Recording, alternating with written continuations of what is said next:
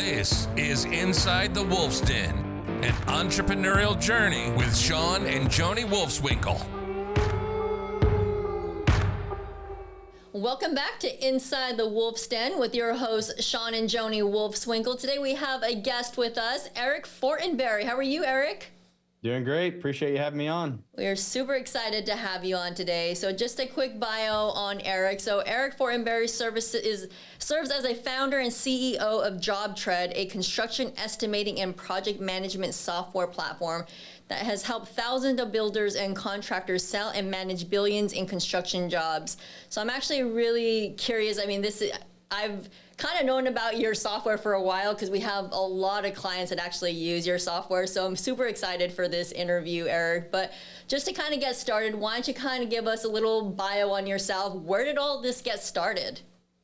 Sure. So, again, glad to be here. I love supporting the entrepreneurial, journey as much as possible. So I did my undergrad at University of Texas at Austin.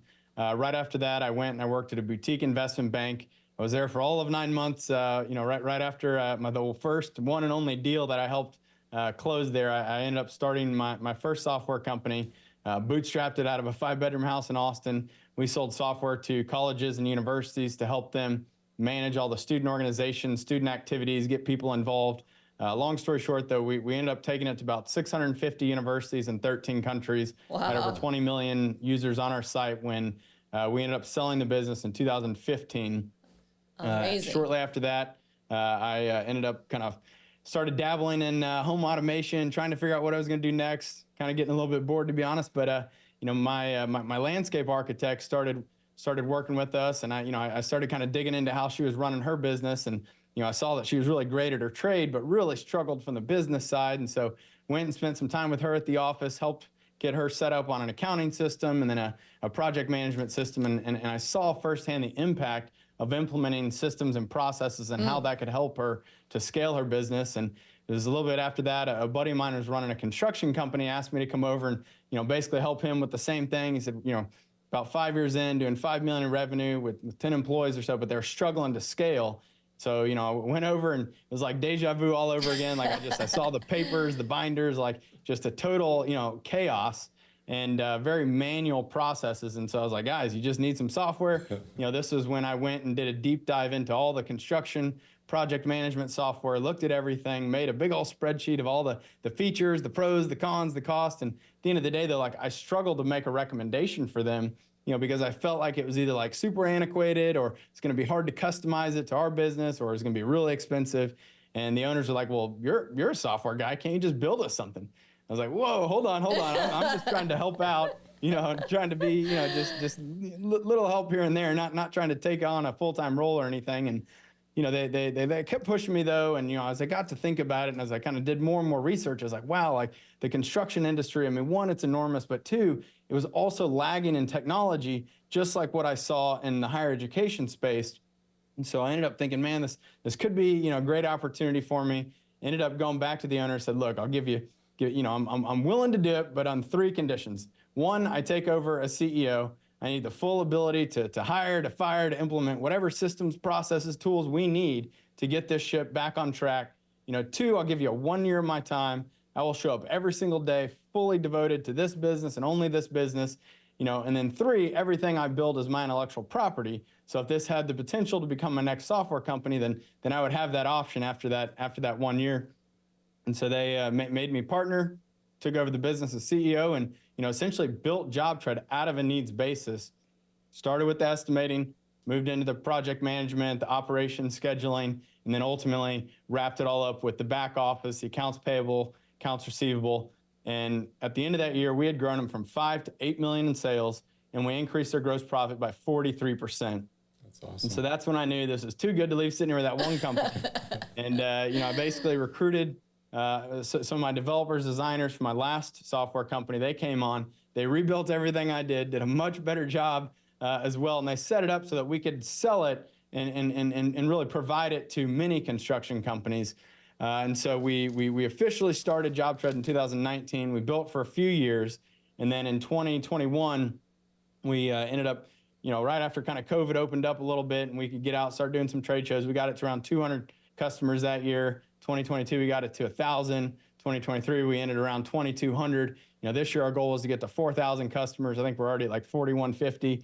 So we'll probably end the year around 4,500 customers. But it's been a great journey already, and we've just had a lot of success building this tool that can help construction companies to better manage really their entire operations, but specifically the jobs. When you're estimating a job, you're managing a job's budget, then you need to schedule that job, coordinate all the labor, get all the materials ordered on the job site, all the job costing, kind of invoicing, billing, scheduling, everything that goes into managing these construction projects is all right here in JobTread. And we've really done a great job building this community of our customers around the company and around the product that we built. And I think that's really helped propel our growth.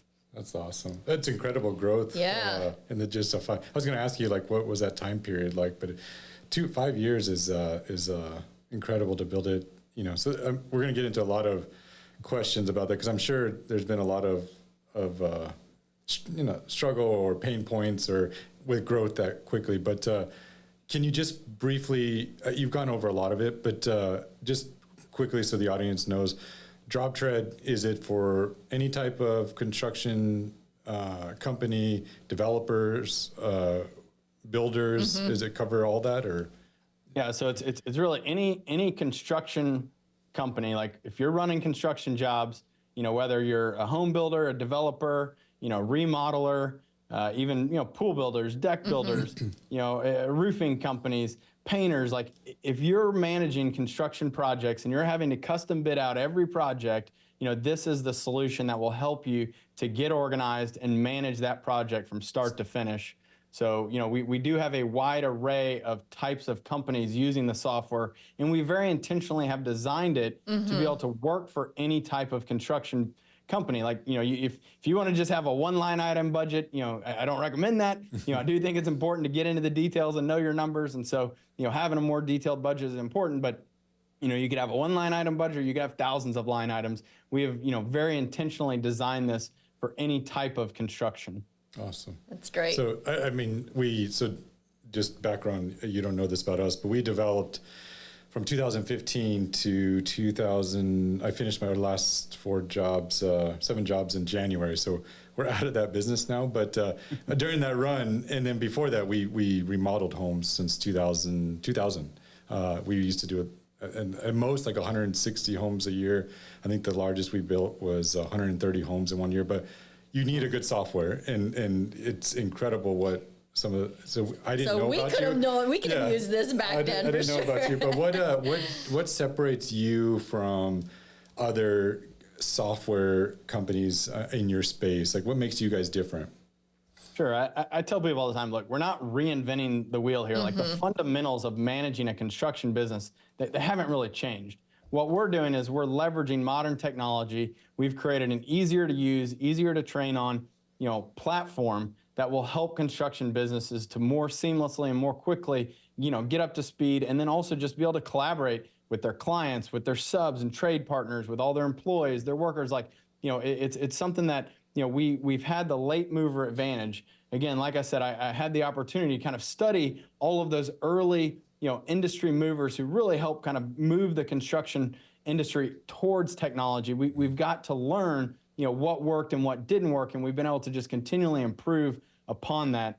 I think one of the other big things though that we've done, and again, I'm in a very unique situation where, like, for me, like, this isn't about the money. Like, I am able to provide JobTread at an extremely affordable rate. I mean, it's $199 a month plus $20 per user. We are very much, a deeply discounted solution compared to some of our biggest competitors, but they're getting the same feature set. It's easier, more modern. And so at the end of the day, though, our vision and our goal is to be the standard for construction management. And in order to do that, we need to be able to get this into tens of thousands, eventually hundreds of thousands of construction companies' hands.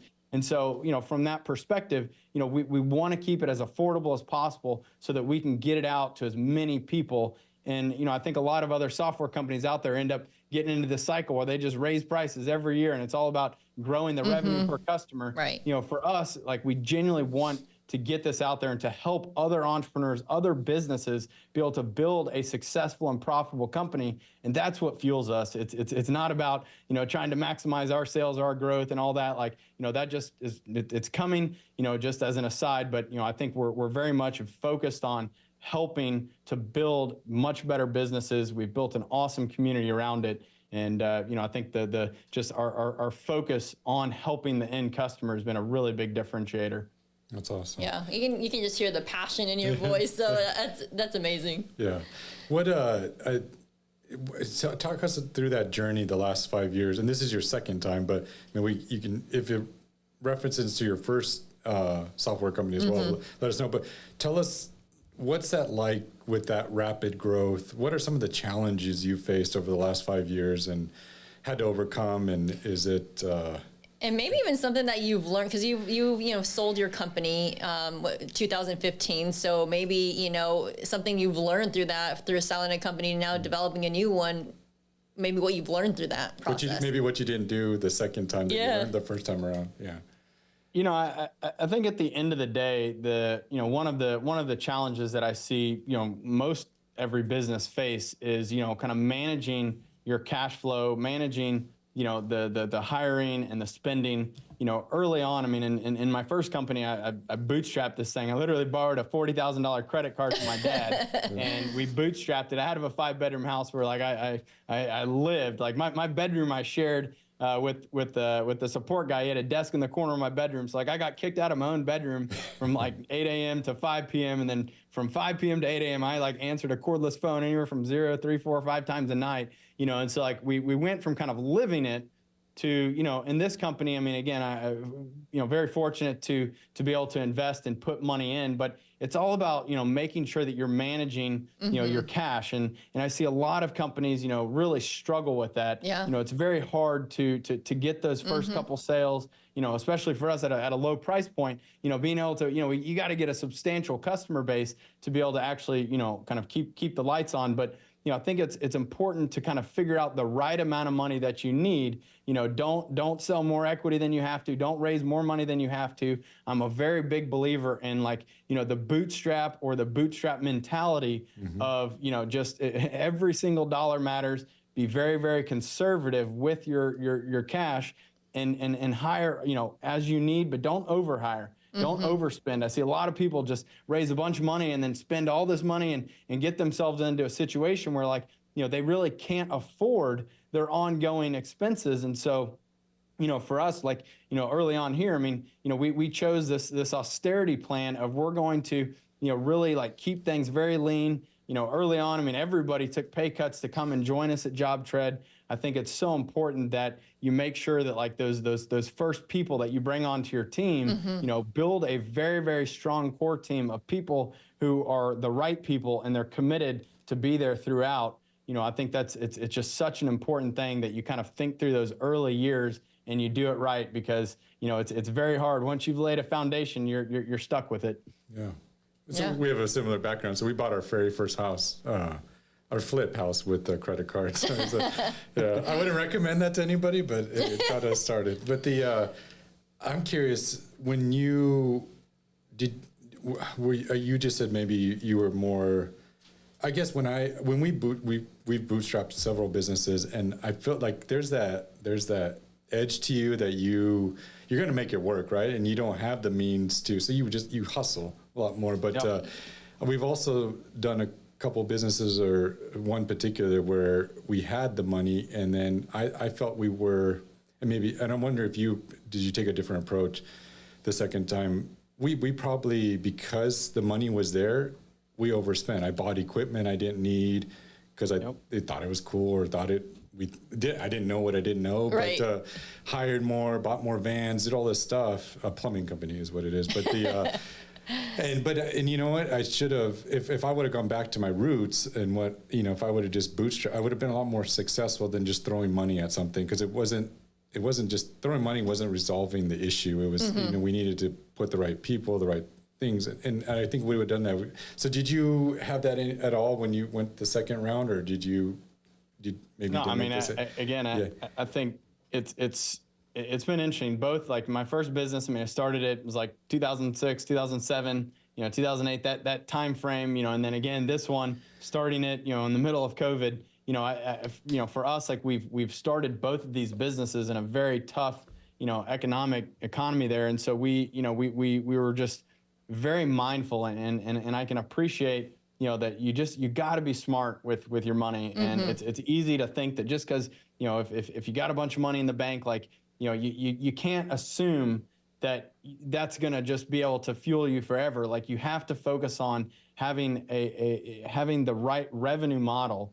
that ultimately, like any business you're building needs to be able to be a self-sustaining business without needing to continually throw money into it. If you're having to keep bringing in outside capital, then there's a much bigger issue. And so for us, like we're focused on living within our means, bringing on the people. And again, we wanted more people, but we couldn't afford to pay, market rate or what they were getting at another job. And so, like, you have to get creative and come up with compensation packages where, again, I mean, leveraging, stock options and things like that, giving them additional benefits that will help them kind of make that jump to join you is so important. But, again, I see so many people that just way overinvest and overspend, I even over-engineer their products and services, like, build it as you go. Don't, you don't need to build something and scale it on day one. Right. Wait until you start hitting these bottlenecks and you hit these scaling issues, then start focusing on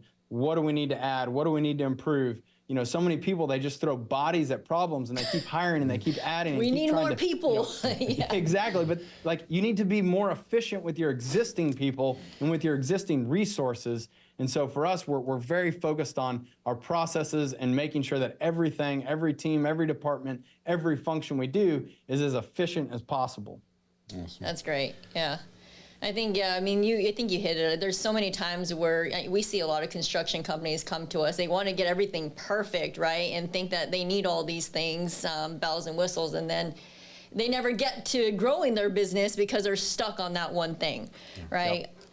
Yep. So I had a question for you. The software changes so rapidly. How do you've now done 2 companies, and it requires a lot of money from what I've seen or from some of the acquaintances I know that have built software companies.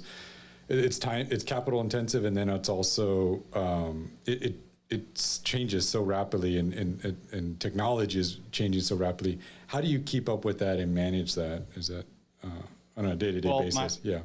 Yeah, my best advice, and again, I see people all the time who come and they're like, hey, I got an idea. And it's like, all right, that's great. And they're like, but how do I build it? Well, the answer is not to outsource it. If you want to be a software company, you don't outsource your key core function that you have to do great at. You need to build your own software team, your own developers, engineers in-house. Like, that has been the secret sauce to both of my companies, is that we have never outsourced any of our development, any of our design. Like, we do everything in-house. And, at the end of the day, like, that is what has given us the most control and the ability to continually update and improve. And just on a dime, like, we can make updates and changes based on our customers' feedback. We don't have to wait, and we don't have to schedule a meeting with this, company, overseas or wherever they may be. Like, we own the product, and we build it in-house every single day. And, to that point too, like, your co-founder, your CTO, your head of product, that is the most important person that you can find, and make sure that they are great.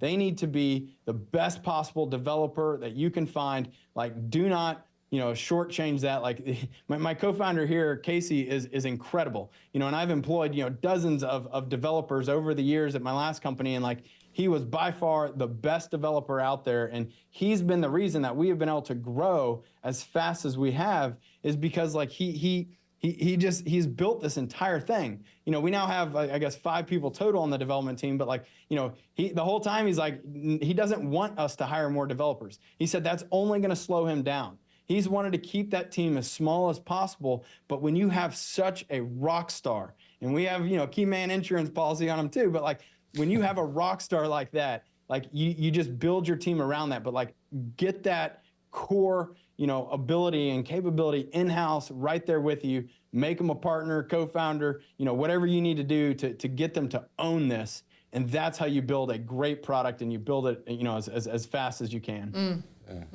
You're talking a lot about your team, and it sounds like you got incredible people working for you. And you can, like Joni said earlier, you can hear the passion in your voice. But talk about your culture and what do you do to within JobTread to foster that and make sure you have the right people, and talk to a little bit about that. Yeah, absolutely. I mean, I think your team is so important. You have to build the right team, and I tell people, treat your recruiting, just like you treat your leads. Like, you need to track who are the people that you want to bring onto your team. When you find them, even if they tell you no today, or you can't afford them, or whatever it is, you keep tracking them, you keep staying in front of them, you build that relationship, so when the time is right, you can get them to join you.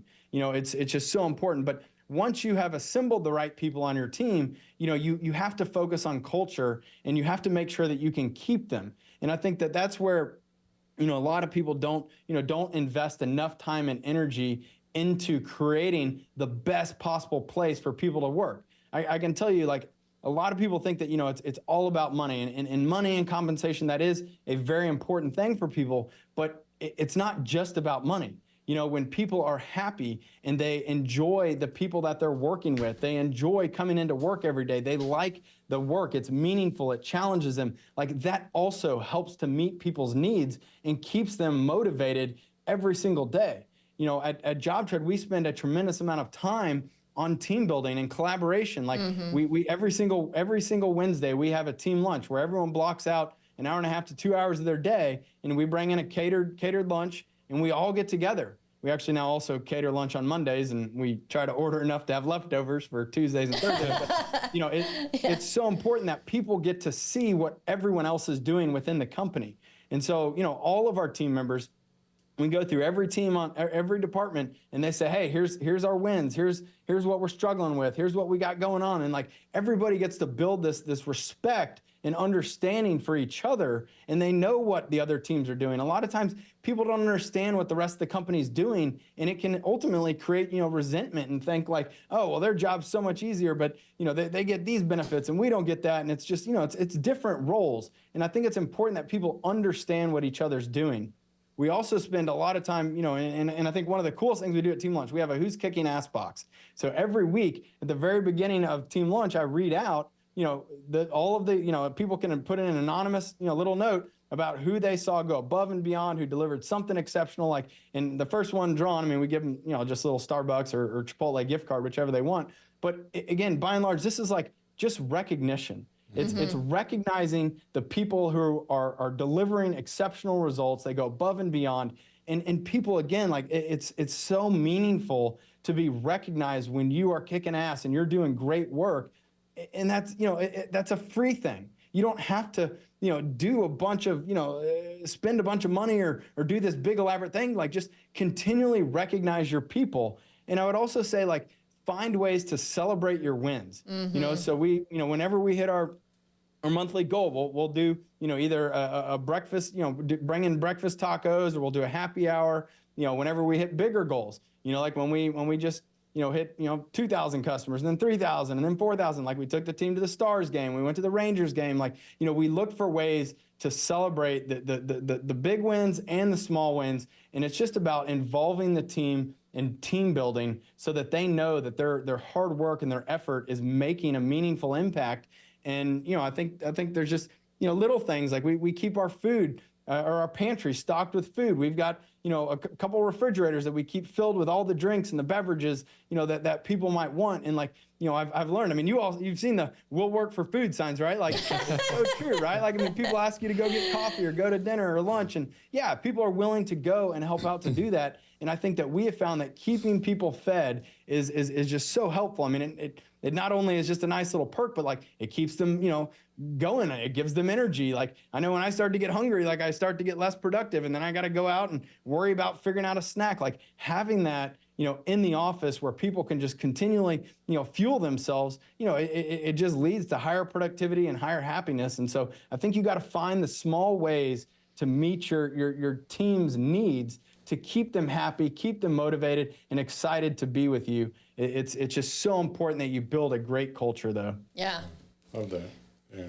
So let's talk a little bit about the construction industry. Since you spend a lot of time in that and serving those clients, what are you seeing? What trends are you seeing in the construction remodeling industry? Obviously, I think interest rates kind of played a little bit into that because maybe not people aren't moving as much. But what are you seeing? Have things slowed a little on your side, or no? I would say we've definitely, there's been a little bit of a slowdown. I mean, with the rates, I mean, with the election, there's a lot of uncertainty right now. Correct. So I think kind of in the most immediate, like we've seen a little bit of, hesitancy from the end customers wanting to kind of pull the trigger on projects, but I think by and large, the bigger picture here is that we're seeing, construction companies are realizing that they need to adapt, to the current economic environment. They need to leverage technology. They need to figure out how to work smarter, not harder. They need to be able to, continually improve their business. And those who are truly embracing that and are investing in themselves, their own team, those are the ones that are continuing to win deals. Those are the ones that are booked out months in advance. I see that every single day, all day. I see them, selling projects at higher profit margins, and then you have the other companies that they're struggling. They're not making those changes. They're not investing in themselves. They're stuck in the ways. They feel like they've been doing this for the last 40 years. Like, why do I need to change? But, they think that something is just going to, magically keep helping them grow. And that's not the case. Right. You have to invest in yourself and processes and methodologies, tactics. Like, you do have to change with the times. You do have to make sure that you're able to keep up with your competition, and deals don't always get won on price. A lot of times, a lot of construction companies think that price is the only factor and that they need to come in here and just undercut everybody and that they need to sell it as cheap as possible. Well, the reality is that that's not the case. Right. And that ultimately is what leads to their downfall, because they're just trying to, do whatever they can. They're selling jobs, barely making any money. And that's not good for them. You can't grow and scale your business when you can't bring in enough money to cover your overhead. And it ends up leading you to cut corners, make poor decisions, get a subpar materials, and that in turn hurts the end customer. When contractors can't manage their cash flow, those are the ones that, again, it's not everyone, but there are that group that give the entire industry a bad rap because they show up, they take someone's money, and then they're robbing Peter to pay Paul, and they're not managing the financials and their jobs. And so I'm seeing those guys, they're actually, their feet are to the fire, and those are the ones that are closing up their businesses, while the others who are continuing to double down, they're investing in marketing, they're investing in project management, they're investing in their team, they're still doing great. Construction, for better or worse, at the end of this election, at the end of this, period, it's not going anywhere. We will continue to build no matter what happens. Construction is fundamental to our country and to this economy and all over the world. We will have to keep building. And so I think it's a phenomenal industry to be in. But in today's environment, it is so important that people focus on, building a great team and an efficient company, and they focus on the end customer experience.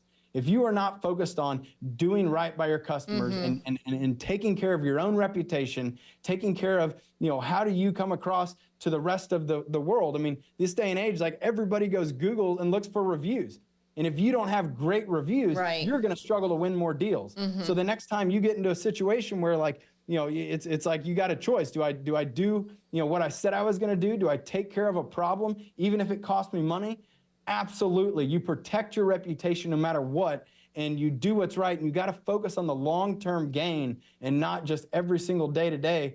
People I see that are making poor decisions, cutting corners. Those are the ones that are going under a lot faster. And the people who have built very, very profitable and very, very successful businesses, they can, the test of time. I mean, markets are cyclical. It's easy for someone to build a great business in a bull market. I mean, but it's a whole lot harder for those same people to be able to sustain the bear market when things are tough. Those are the moments where you can weed out who has got a great long-term business versus who is just going to, basically, trip and fall, given whatever market situation we may be in. Yeah, that's awesome. you laid some golden nuggets there. So Eric, just quickly, give some advice for entrepreneurs maybe looking to start their own business. What advice would you give them? I mean, first and foremost, like, you need to make sure that the problem that you're trying to solve is a real problem. Make sure that you understand what are the needs that your potential customers have. You know, don't just think because, you know, you've got this idea that is going to be a great business. You have to make sure that there is a real problem and a real need. You don't want to be a luxury. You need to be a need, something that is a must-have. In my first company, you know, we sold software to colleges and universities, and it was a student organization, student involvement, student affairs, you know, for better or for worse. And I could argue that, you know, being involved in co-curricular activities is just as important, if not more important, than your academic affairs, you know, but I'll set that, you know, that soapbox aside. Yeah. It was harder though. Like, so many people looked at that as a luxury. You know, they that made our sales cycle that much harder. It was just, you know, like, you have to figure out how to have a must-have need. You know, right now I can go into a construction business and say, I can increase your bottom line. That is an immediate, impactful need that will have a huge impact on that business. Like, this isn't just a luxury, you know, becoming a more profitable business, that is a need that everybody has, you know. And so I think, like, understanding what problem you want to solve and then making sure that you have a revenue model. How are you going to make money?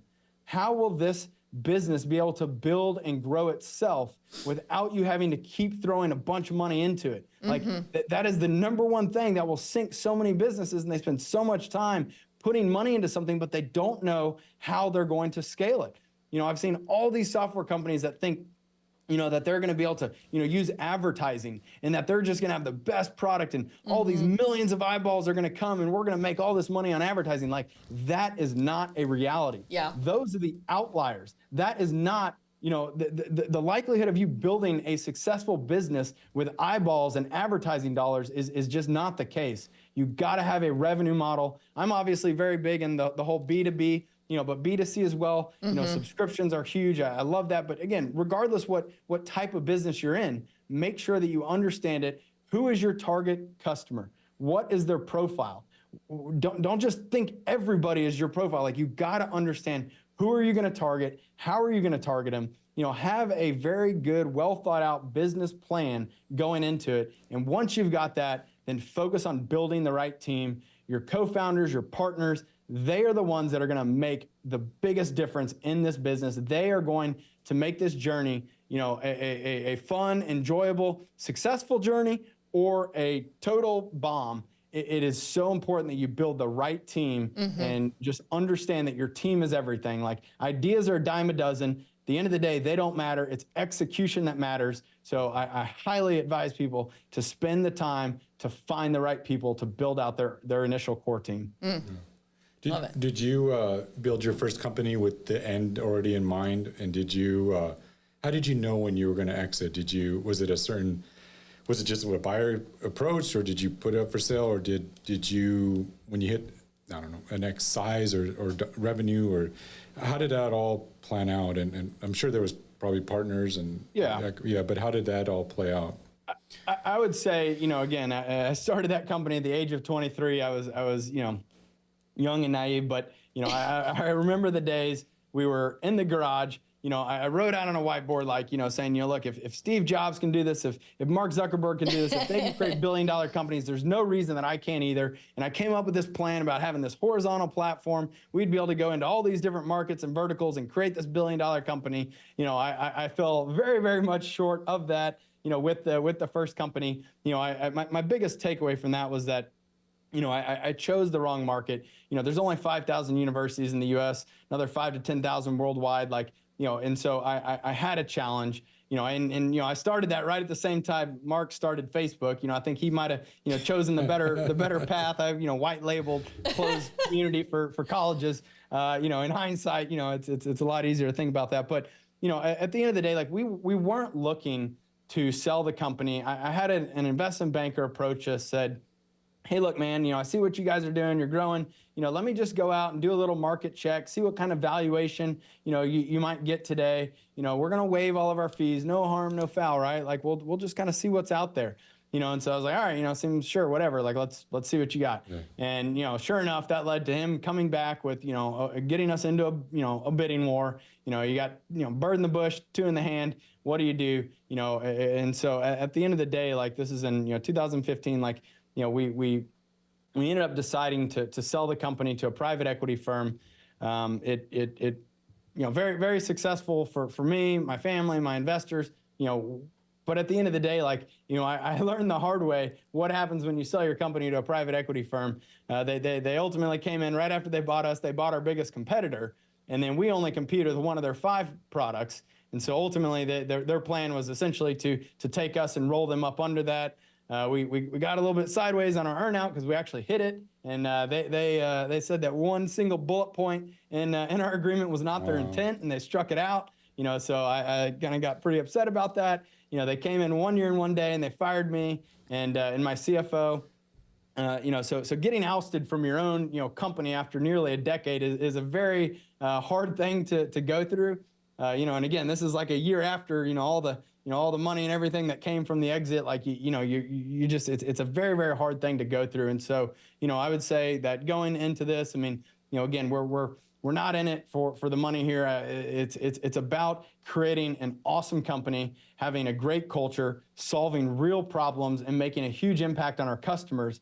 And I tell people all the time, like, I find that it's so much more rewarding and that the journey is so much better when you don't go in and only focus on the end result, only focusing on the exit and just the dollars and cents. Like, it's important that you understand your financials. It's important that you set goals for yourself.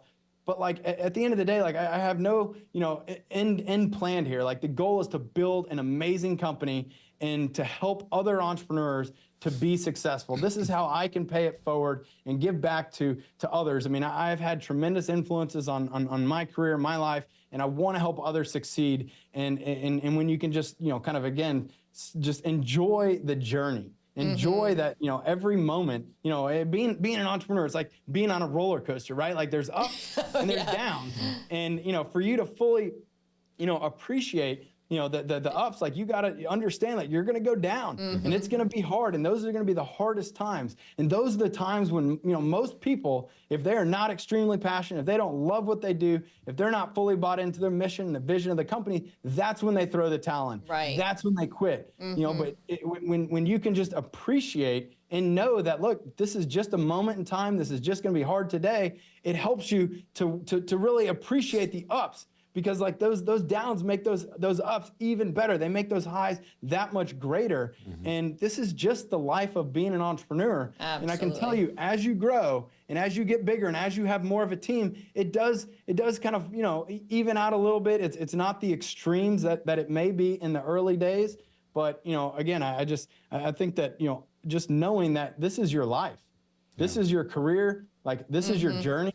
And when you learn to embrace that and just love that, you will focus a lot more on creating an amazing journey and an amazing company and culture for you and for everyone around you. And life is so much better when you have that. It doesn't matter how much money is in the bank. Like, it's obviously a lot easier and better to have money than to not have money, but there's so much more to life. And your own happiness, your own stress, your own anxiety. So try to figure out how to just enjoy the journey and appreciate that opportunity that you have to build something great and to lead a great team. So true. That's actually one of our core values, is to appreciate the challenges and the results of overcoming them. So great. Yep. But I can't have a software guy on the show without asking about AI. What I knew that was coming. what is JobTread doing with AI, and where do you see it impacting the construction industry, if at all?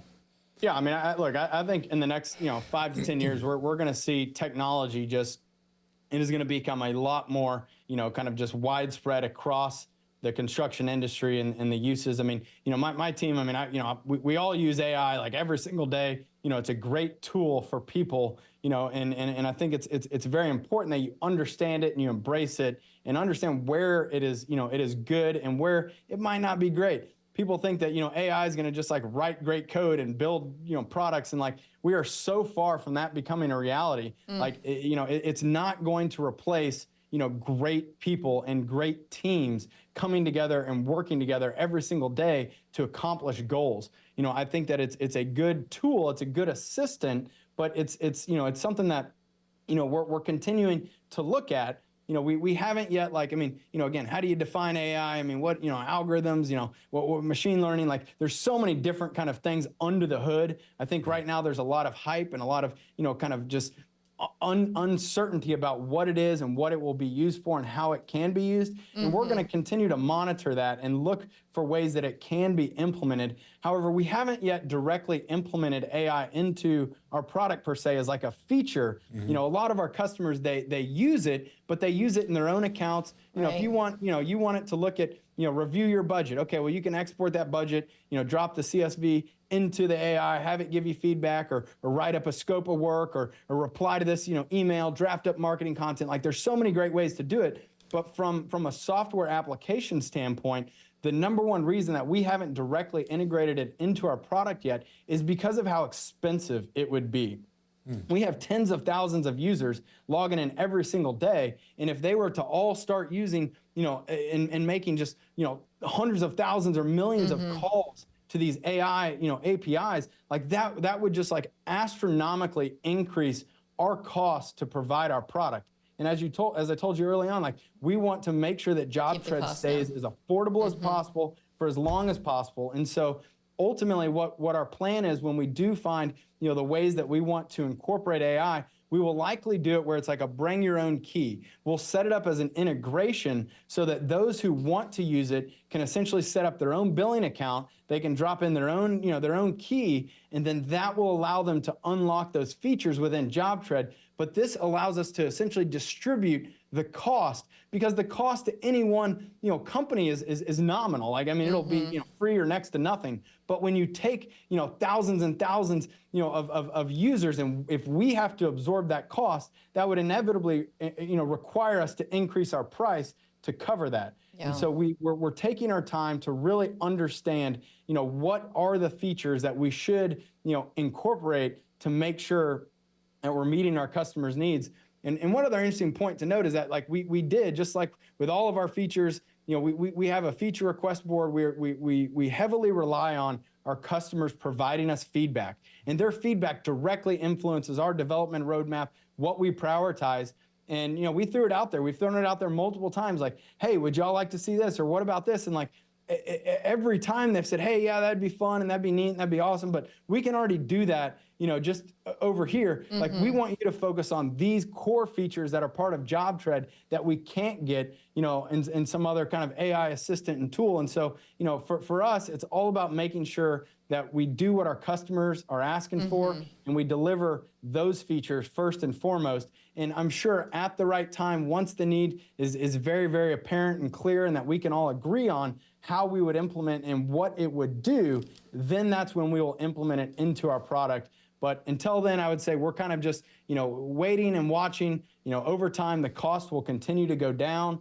That will make it, more of a reality. But I think I see a lot of people just jumping into it full bore, and it's not always, the right time and the right answer. We got to see a little bit more, to make sure we're certain about what we do. Yeah, you're right. Awesome. So, Eric, what is on the horizon for JobTread? What do you maybe see you guys in the next 5 to 10 years? Yeah, I want to see us again. My goal is to make JobTread, the standard for construction management. I want, we've got, over 4,000 customers now. I want to see us, in hundreds of thousands of construction companies all around the world. We've done a lot already to sort of prepare us to go, kind of international. I will say there's a whole host of challenges, though, to fully, kind of internationalize a product like this. And so, I think in the long run, in the next 5 to 10 years, I really want us to have a very, very strong presence in every major country in the world. We want to see JobTread, a global solution here. We've got tremendous traction, obviously in the U.S., but in Canada, We're starting to get traction in Australia, the UK, but I know that there's a lot more that we can do. There's a lot more integrations that we can build. We view this as a platform, and we want to create this ecosystem of connected applications that can all be, connected through JobTread. And so, I see us continuing to partner with other services and other solutions out there to make sure that we're bringing our customers all of the services, the features, the other applications that they need to build the most successful businesses. And so, we're just going to stay the course. We're going to continue to do what we are doing and build this company and build this community so that we can create the best possible product. Awesome. That's awesome. So yeah, I mentioned earlier, I've heard more and more about JobTread because we own a remote team member business, right? And so more of our clients are placing remote team members to cut on the cost of obviously hiring, right? And so, but I've been hearing about your company more and more, like, oh yeah, we need to get you on here because it is it's a software that a lot of our clients are really utilizing and helping out. So I appreciate that. And couple of questions that I have for you left is, if you were just starting out and could go back in your early 20s, what advice would you give yourself? Well, I would say I would share the advice that my dad gave me, and I think is ultimately some of the best advice he's given me, even though I struggle with it. It's that you can't boil the ocean. And as much as when my dad tells me that I can't boil the ocean, it makes me want to boil it that much more. I think the reality is it's what he's really saying is that it's so important that you focus on doing one thing really, really well. Be great at something. Know what are you going to hang your hat on. And if you try to be great at everything, if you try to do everything and solve every problem for everyone in every market in every industry, like you're going to struggle. Yeah. You're going to only be able to do everything mediocre at best. And so I think it's so important that you figure out how to get laser focused on being great at one thing, solve one problem for one industry, for one type of business, and just focus on that and go all in on that. Yeah.